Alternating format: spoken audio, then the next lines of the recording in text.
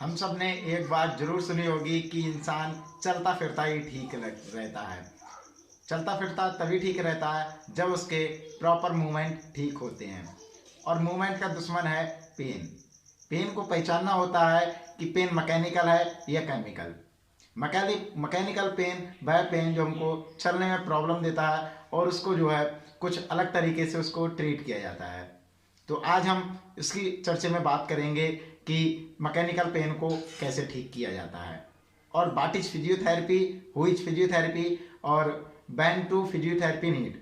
तो हमको जो है फिजियोथेरेपी क्या है और फिजियोथेरेपी की ज़रूरत कब पड़ती है, कब कंसल्ट करना चाहिए, तो आज की वीडियो में ये जानकारी प्राप्त करेंगे। I'm marveling your eyes, swimming in your sky. Never been this high or this high. You feel like kryptonite, sparks fly like dynamite, reflecting in your light, beaming bright. You know I'm so much stronger. Therapy मतलब what is physiotherapy क्या है? तो medical science की ऐसी specialised branch जिसमें magnetic field और यहाँ पर heat therapy, electrotherapy, manual therapy आदि के द्वारा उपचार किया जाता है। Mechanical pain, movement related pain का जो है यहाँ पर उपचार किया जाता है।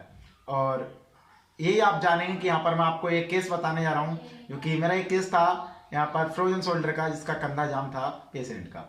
थोड़ा पुराना कंधा था, लेकिन उसमें क्या हुआ, पेशेंट जो केमिकल पेन, मैकेनिकल पेन हमको पहचानना होता है, तो उसमें केमिकल पेन को जो उसने ठीक कर लिया था पेन किलर्स खा खा के, तो दर्द तो खत्म हो गया, मतलब साइन एंड सिम्टम उसके जो है ठीक हुए। लेकिन यहाँ क्या रहा कि उसका जो है मैकेनिकल, मतलब जो है मैकेनिकल जो उसके यहाँ पर फंक्शनल होते हैं वो ठीक नहीं हुए। मतलब कंधा उसका जाम था तो जाम ही रहा।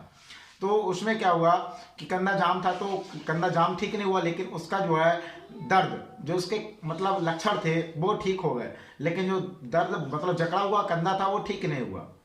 तो उसमें क्या हुआ, उसको फिजियोथेरेपी की नीड द्वारा मतलब उसको ठीक किया गया और कंधा ठीक हो गया। तो उसमें क्या हुआ कि कंधा जाम था तो उसको जो है कि यहाँ पर केमिकल मतलब कि पेन किलर खा के ठीक नहीं हो सकता था, या मतलब कि सर्जरी के द्वारा भी ठीक हो सकता था, लेकिन उससे पहले के चांस कि उसको जो फिजियोथेरेपी द्वारा ठीक किया गया।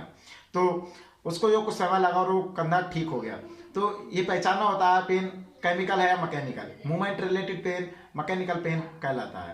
तो उसको जो है ठीक किया गया और कंधा ठीक हुआ। तो ये तो व्हाट इज फिजियोथेरेपी, मतलब फिजियोथेरेपी क्या थी। तो यहाँ फिजियोथेरेपी की जरूरत थी कि उसमें हीट द्वारा, एक्सरसाइज के द्वारा उसको जो है ठीक किया गया।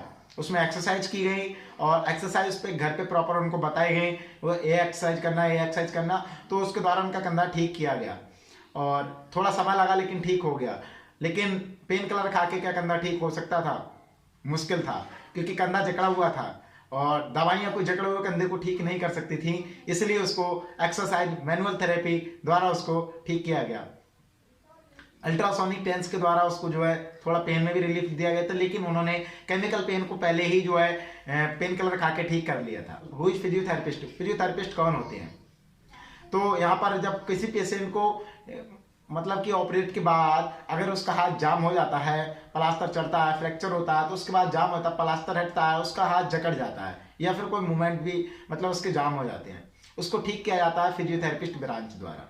तो फिजियोथेरेपी, जो फिजियोथेरेपिस्ट उसको जो है ठीक करते हैं एक्सरसाइज करा के, और उसको जो है उपचार देते हैं, heat therapy, manual therapy, electrotherapy, magnetic therapy, wax therapy, जो भी होता है वो सारा कुछ देते हैं। तो उसके द्वारा उसको ठीक किया जाता है, तो वह फिजियोथेरेपिस्ट ही ठीक करता है, तो वहाँ फिजियोथेरेपिस्ट कहलाया जाता है। फिजियोथेरेपी द्वारा कंसल्ट किया जा सकता है कि हमारी डेली की पोस्चर्स जो स्टाइल होती है, लाइफ स्टाइल होती है, बैठने का तौर तरीका, किस तरीके से बैठना है। कुछ लोग ऐसे बैठते हैं, कुछ लोग ऐसे बैठते हैं, कुछ लोग सीट से बिल्कुल चिपक के इस तरीके से बैठते हैं।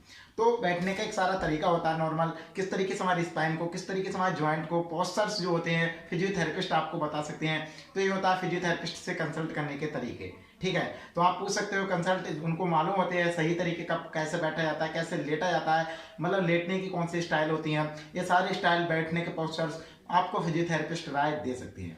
तो आपको जब फिजियोथेरेपिस्ट से कंसल्ट करना चाहिए, आप अपनी नॉर्मल जिंदगी में भी फिजियोथेरेपी का रोल बहुत अधिक महत्व है। बैन कंसल्ट टू फिजियोथेरेपिस्ट, मतलब फिजियोथेरेपिस्ट से कम कंसल्ट करना चाहिए। अगर हमें कोई मूवमेंट रिलेटेड समस्या होती है या सिलेंड्रिकल लाइफस्टाइल के द्वारा कि हमारा फैट रिड्यूस कराना हो या फिर कोई समस्या ऐसी आती है तो हमको फिजियोथेरेपी की ज़रूरत पड़ती है। तो कब कंसल्ट करना चाहिए बताते हैं। तो फिजियोथेरेपी एक ऐसी ब्रांच है जिसमें आप मैनुअल मतलब कि एक्सरसाइज के द्वारा ही आप अपना उपचार काफ़ी अच्छे लेवल का करा सकते हैं और पहले की तरह आप अपने क्रियाकलाप फंक्शन जो है कर सकते हैं। तो अगर किसी व्यक्ति का फैट बढ़ जाता है घर में रहने से तो उसको जो है एक्सरसाइज के द्वारा रनिंग के द्वारा जो वहाँ पर उनको रास्ता बताया जाता है कि ऐसे ऐसे किया जाएगा एक्सरसाइज, तो उनको बताने के द्वारा जो है उनको कंसल्टेशन से जो उनको नया रास्ता मिलता है देखने को। तो यहाँ पर ये भी कवर किया जाता है। और किसी का हाथ पैर जाम हो जाता है, आर्थराइटिस है, बैक पेन है, या मतलब लंबर स्पॉन्डिलाइटिस है, डिस्क बल्ज है, कोई डिस्क का बाहर निकल आया है, मतलब यहाँ पर कुछ ऐसी मसल से रिलेटेड समस्याएं हो सकती हैं, मसल्स पेन हो सकता है, जॉइंट पेन हो सकता है, यहाँ पर ये समस्या देखने को मिलती हैं वो फिजियोथेरेपी में कवर की जाती हैं।